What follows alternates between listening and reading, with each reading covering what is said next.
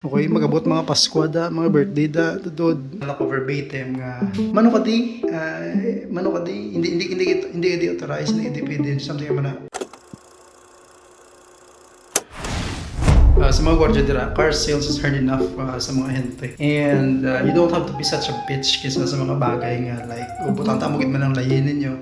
You have, I think, hindi nyo siguro kinanglan yung ihaplakid kisa. You can deliver in a way nga daw, amiable man, yun daw okay man. Yun daw itsindihan mo sa piyak nga kampo. Okay, na-experience ko yung first hand before. I've experienced this, I think, thrice. As I can remember lang, last two sa, sa dealership. Dua ka dealership, na-experience yun eh. Pinaka-latest, I think, was ginabalan ako verbatim.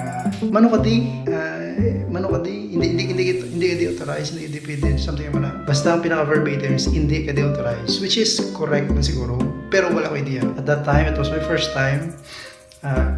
Wala ko idea, okay? So you could have at least explain sa ako nyo mga prestada, pangayo ko to permitters, things like that. So why ko idea, nagkadlaw lang ko. At the back of the head, nagkadlaw lang ko. Siyempre, why ko ipakita siya. Talikod lang ko, balay ko pangita. Sang pwede halidan sa ako nyo. And, nagpamangkot ko sa akong mga kapdanan. Kaya ng prestada sa lidra. And, notorious yun man siya.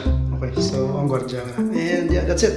So, sa mga gwardya, medyo inihinay lang kasi as much as possible, hambalon sakto. Okay? Hambalon sakto. That's it. Ako personally daw ako kilala ng guard. Okay man, okay man sila problema. May ban ng gidya, so hindi tanan. And manotice pa gani.